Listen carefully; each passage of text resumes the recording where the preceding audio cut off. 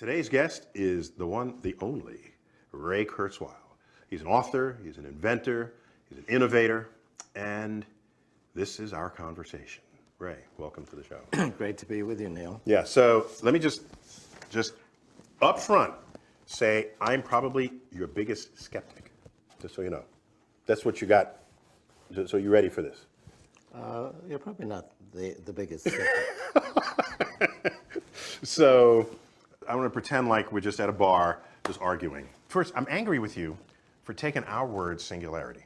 That word had a perfectly good use, perfectly fine definition. It's what happens at the beginning of the universe and in the center of a black hole, and you had to go up and name it something else. Yeah, well, John von Neumann actually came up with that. Okay.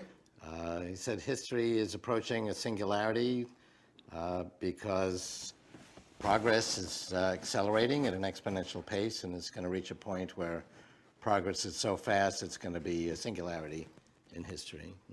This is John von Neumann, the computer, Yeah. computing pioneer. Yeah, he invented the architecture that all computers use today. Although actually Babbage invented it a century earlier, but John von Neumann... The Babbage, it was a machine he invented. Babbage created a mechanical computer that never actually worked, but it actually had the architecture we use today. John von Neumann derived it independently a century later. So what's your background, actually, just so I get some sense of this? Well, I decided I was going to be an inventor when I was 5, and discovered the computer when I was 12. Not so amazing for 12-year-olds today, but there were only like 12 computers in all of New York City. You're a native New Yorker? When I was 12, yeah. I was actually... So I have to ask you what high school you went to. I have to ask you. Martin Van Buren High School. Martin But it was Van Buren. actually IBM 1620 at Flower and Fifth Avenue Hospital in Spanish Harlem, which I had the midnight to 8 a.m. shift. As a what? I was programming. So you were a computer person for the hospital on that computer? Yeah, in fact, I created the statistical tests that we use to evaluate the Head Start program, Oh, wow. Okay. like analyses of variance and so on. Wow. So you go way back. Yeah, well, it's only 50 years. Okay. You go way back in a human lifetime, not in a cosmological timescale. So at what point, you wrote a book called The Singularity. It was, The singularity is back in near. This is what, like, cult leaders, the end is near. well, back in 2006, you write this book. It is a play on the end is near. Okay. What did you predict at that time? Well, actually, going back to a book I wrote in the 1990s, The Age of Spiritual Machines, I predicted that The age of spiritual machines. Yeah. Okay. by 2029, computers would have all of the intellectual and emotional capabilities of humans, and so they would be spiritual machines. And conversely, we are spiritual machines because our brains are composed of 300 million modules that recognize patterns. Each of those modules has 100 neurons. Those neurons have ion channels and dendrites and axons, and basically you can describe, based on physics, which you know The a lot about, electrochemical pathways? how they work, and we can actually model them, and we are modeling and simulating the brain today, and they are, so each neuron is a machine. Very few people would disagree with that. Well then, you know, the 30 billion neurons in our neocortex is a machine also. And actually we can understand it. My most recent book, How to Create a Mind, talks about how that machine works. That sounds diabolical. How to create a mind. What's going on in your basement? You can tell me. Nobody's looking. Tell me. Well, we are understanding how human intelligence works. I mean, these things are brain extenders already. Yeah. We are the smartphone that you point to on your... Our brain is already expanded in the cloud. We're smarter as a result. We'll directly connect our neocortex in the 2030s. But wait, let me... Well, the last time we did that was 2 million years ago when we went from primates to humanoids, and we got these large foreheads. And we had the frontal cortex, which is where we do language and art and science and physics and radio shows. No other species does that. But it's not qualitatively different. The frontal cortex is actually was just an additional quantity of neocortex. The neocortex is organized in a hierarchy, and we took that additional neocortex and put it at the top of the hierarchy. And as you go up the hierarchy, things get more abstract. So things like music and poetry exist at the top of the neocortical hierarchy. And we're going to add to it again by connecting our neocortex to the cloud and to synthetic neocortex and expanding it's the way we did 2 million years ago, except this time it won't be limited by a fixed enclosure. We'll be able to expand it without limit. What's the difference between extending the power of your brain through some connection into silicon-based intelligence versus just having access on your hip to all of that extra knowledge I and think intelligence? there's no substantial difference. I mean, I think this is a brain extender. Because people talk about, plugging some USB port into your... Well, the scenario I think that is realistic is computers are getting smaller and smaller. We'll have nanorobots at the size of blood cells that have computers in them. They'll go into the brain through the capillaries and communicate with our neurons. We already know how to do that. People with Parkinson's disease already have computer connections into their brain. That will communicate wirelessly to the cloud. This computer on my hip communicates wirelessly to the cloud. It can multiply itself 10,000-fold by accessing thousands of computers when we need them in the cloud. It can access millions of computers of information. So a kid in Africa with a smartphone is accessing all of human knowledge with a few keystrokes by connecting wirelessly to the cloud. But then why invoke the brain-machine connection at that point? Who cares? You got the machine. Because it's a much faster interface. I mean, our fingers are very slow compared to... we could have, millions of... I didn't know the world was going too slowly for you. You want to speed it up. Okay. Well, it is. I mean, how long does it take you to read? To read and write? The Brothers Karamazov. It takes, months. So you're suggesting that you can get these nanobots the size of your neurosynapses, let's say, and one will be preloaded with War and Peace, the novel, and would somehow injected into your neurosynaptic memory banks, and then you're done. You've got it. Just like in the Matrix, they would load memory programs into you.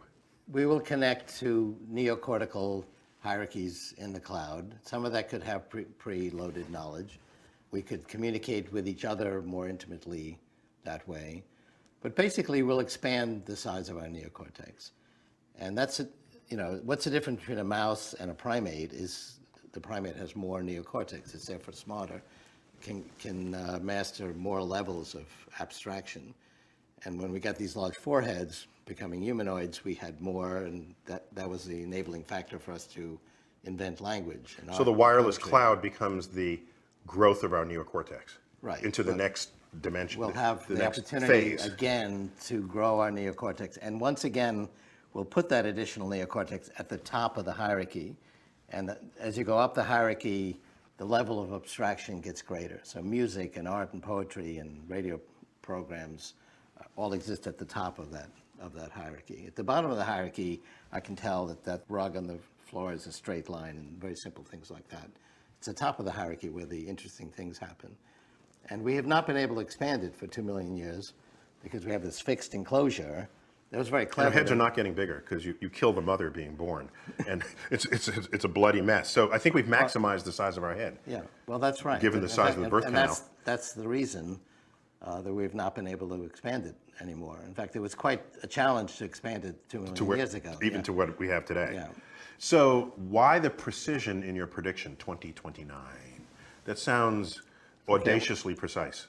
Well, there's one thing that's surprisingly predictable, which is the pace of the exponential growth of information technology. The price, performance, and capacity of information technologies like computation, communication, now biological technologies like sequencing and also simulating biological processes, the amount of data we're getting on the brain, many different measures, not of everything, but of information technology, follow amazingly precise trajectories. Growth trajectories. Right, and they're exponential. So, I mean, I was looking, actually it was 1981. I realized that timing was critical to being successful as an inventor. It's also true for anything else you might want to do, doing physics or romance. I mean, you got to be in the right place with the right idea at the right time. So I started with the common wisdom that you cannot predict the future, and I made a surprising discovery. Lots of things are unpredictable, but if you look at the price, performance, and capacity of information technology, like, for example, the price performance of computing, calculations per second per constant dollar, it follows an amazingly predictable trajectory, going back to the 1890 American census. And so I actually projected out those curves that I had in 1981, I had them through 1980, through 2050. We're now in 2015. It's been more than 30 years later, and it's exactly where it should be. You're on the line. So You're that aspect of the future is amazingly predictable. I predicted we'd need search engines in the late 1990s. I made that prediction in the early 80s because I saw the ARPANET, the predecessor to the internet, expanding exponentially. One of the great jokes that was only a joke for 6 months was the internet is the world's greatest library, except all the books are scattered on the floor. That was before search engines came in. And within a couple of years, search engines came, and now that reference doesn't even work. Right. Well, I saw that we did have a need in the late 1990s for search engines because there'd be so much knowledge on the web that we couldn't find anything. And we'd have the computation and communication resources to do a good job with that. What I was not able to predict, and what we can't predict, is that of the 50 projects to do that, it'd be these couple of kids in a Stanford dorm who would take over the world of search. So not everything's predictable. This would be Google, yeah. I wouldn't have to work very hard if I had made that prediction. And I actually took my first job ever, at least for a company I didn't start myself. I was wondering if you actually ever had a stable job. Or you're just riding on your... Well, that's a stable job for a pretty unusual company. This aspect of the future is very predictable. If you measure the capacity and price performance of these different information technologies, computation, communication, biological technologies, technologies having to do with the brain, they follow these very predictable trajectories. One of the reasons you might be skeptical is it's not intuitive. Our intuition is linear. And so the difference between myself and my skeptics or critics is we're both looking at the same present, and people then apply their linear intuition about the future. I mean, if you wonder... No, I can think exponentially. I'm skeptical for different reasons than that, but go on. I'll get there. Well, you know, if you wonder why we have a brain, it's to predict the future. But the kind of challenges we had, 50,000 years ago when our brains were evolving were linear ones. We have no exponential training at all. We track an animal in the field, and we don't expect it to speed up as it goes along. We expect it to go at a constant pace. That worked very well. That became hardwired in our brains. That's our intuition about the future. And a linear progression, that's our intuition, goes 1, 2, 3. An exponential one, that's the reality of information technology, is 1, 2, 4. It doesn't sound that different, except by the time you get to step 30, the linear progression, our intuition is at 30, the exponential one is at 1 billion. It makes it very proud of me for knowing that? 2 to the 30th is 1 billion. I got that. That's good. That's good to know. I know, I got you on that. My skepticism comes from a different place. Okay. But so here you go. So you're right on the curve as time goes on. This gives you confidence in your modeling. And so now you say 2029, what happens? Well, actually, somewhat before that, we'll have the computational capacity to functionally simulate the human brain. So that's a whole discussion of what is the capacity of the human brain. And there's actually been derivations using different methodologies, all of which come to the same results. It's about 10 to the 14th calculations per second to functionally simulate the brain. That doesn't mean simulating every molecule. It means basically... 10 to the 14th is a huge number. That's huge. It's pretty big. I mean, our supercomputers now surpass that. They're up to 10 to the 16th, 10 to the 17th. But we'll have... I guess in our own, when you're sitting there just watching the ball game, you're not thinking you're going through 10 to the 14th calculations or thoughts per second. It's all happening simultaneously. Yeah. It's not an active thought that our brain is that active. That's all. Well, it does have tremendous capacity, but it's also limited. We have these 300 million pattern recognition modules in our neocortex, and that's a lot from one perspective. That was enough for humans to invent music. I mean, no other animal can keep a beat. No other animal. Some humans can't either, just to be clear. Okay. I've met a couple who could, but it's also limited. We have expanded it to some extent by connecting, at least indirectly, with devices. Right. So you project to the future, some point where computational ability and storage. Well, computation's one side of the question. The other is the software side. That's a more complicated analysis, but our information about how the brain works is also growing exponentially. The spatial resolution of non-invasive scanning is doubling every year. And a lot of people say, well, it's so complicated because there's billions of different connections, ignoring the fact that there's a lot of repetition and redundancy. There's actually 300 million modules, and they all work pretty much the same way. The neocortex, people thought, oh, that must be very different because that does art and poetry, compared to, let's say, V1, which can tell that there's a straight line in front of me. But it actually turns out to be the same algorithm. But they're organized in a hierarchy, and we put that additional neocortex capacity into the top of the hierarchy. And there are descriptions today. I have one in my book, How to Create a Mind, of roughly functionally how the human brain works, how the neocortex works. That's where we do our thinking. We're going to refine that as we get more and more information about the brain. What's the downside? So we're going to keep moving in that direction. And I believe we can have a world that's essentially free of poverty, where disease has been greatly reduced, clean up the environment, have plentiful resources in terms of energy and food. And the downside is, I mean, there's lots of movies about the downside. I don't need you to tell me about what the movies do. All right. Where, the AI is trying to destroy humanity, and it's the humans against the artificial intelligence or the robots, or it's two groups of humans fighting for control of the AI. One thing that gives me comfort is we don't have one or two AIs in the world. We have 2 or 3 billion AIs. I mean, a smartphone is an artificial intelligence. It's in fact very intelligent, and it accesses the cloud and makes it even more intelligent. And it's in billions of hands. People say, oh, only the wealthy are going to have these technologies that Kurzweil talks about. And I say, yeah, like smartphones, where you in fact had to be wealthy to have a phone, a mobile phone. It wasn't very smart, 20 years ago.